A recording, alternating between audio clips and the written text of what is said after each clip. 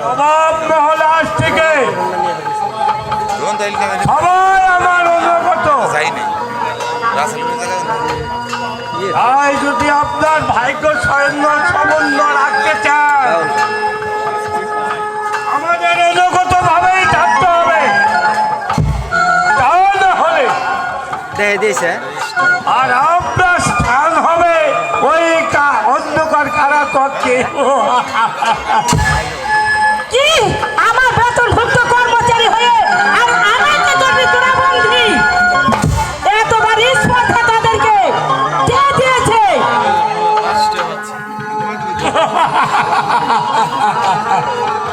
কেউ নেই বেগম সাহেবা, আপনার তাকে সারা দেওয়ার জন্য কেউ নেই।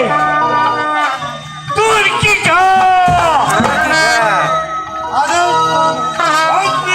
বেগমকে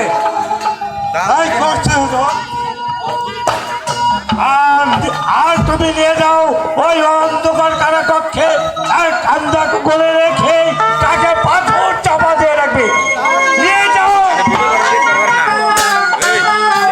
খোদা, এই কি তোমার খেলা?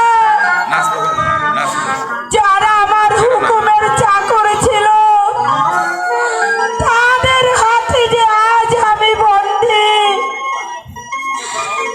তুমি এই শয়তানের শাস্তি দাও খোদা।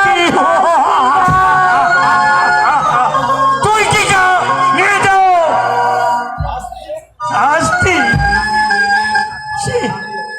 সেই আর আপনি দেখতে পারবেন না। আপনি ওই কারাকক্ষে বসে ওই খোদাকে স্মরণ করুন। কি তুই কি নিয়ে যাও।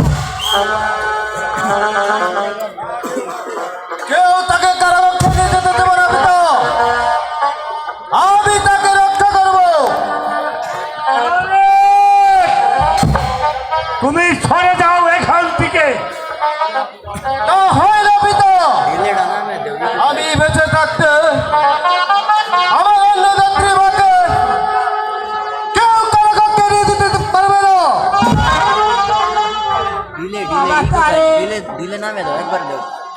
তুমি এখান থেকে চলে যাও। এই জান্নাতের হাত থেকে তুমি যে আমাকে তুমি রক্ষা করতে পারবে না বাবা। নিশ্চয় পারবো আমি জান। এতদিন আপনার রুটি খেয়ে মানুষ জীবনে আপনাকে আমার মা বলে জেনে এসেছি, তাই আর সন্তান হয়ে মাকে বিপদে ফেলে কিছুতেই এখান থেকে যেতে পারি না আমি জান। আপনার জন্য যদি মরতে হয় মরবো, তবু আমি বেঁচে থাকতে আপনাকে জল দেওয়াতে ছেড়ে দিতে পারি না।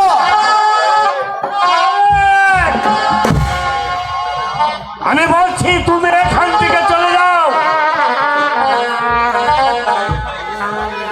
তুমি এখান থেকে সরে না গেলে এর শাস্তি তোমার ভোগ করতে হবে। আর আপনাকে বলছি পিতা, এখনো সময় আছে। ওই বেগম সাহেবাকে মুক্তি দিন, তা নাহলে এর প্রতিফল আপনাকে ভোগ করতে হবে পিতা। তবে কি তুমি পুত্র হয়ে পিতার সাথে যুদ্ধ করবে? ওদের হয়ে তাই করবো পিতা। তবু আপনার দুঃশাসন আমি মুখ করতে মেনে নেব না। তাহলে তুমি এখান থেকে যাবে না। ওই বেগম সাহেবাকে না নিয়ে আমি এখান থেকে কিছুতেই যাবো না পিতা। আপনি যান। বাবা তারে সাবধান তারেক। আপনার সাবধান পিতা, আপনিও সাবধান হন পিতা, তা না হলে আমার হাতের অস্ত্রখানা আপনার ভাগ ভেদ করবে। কি এত বড় সাহস?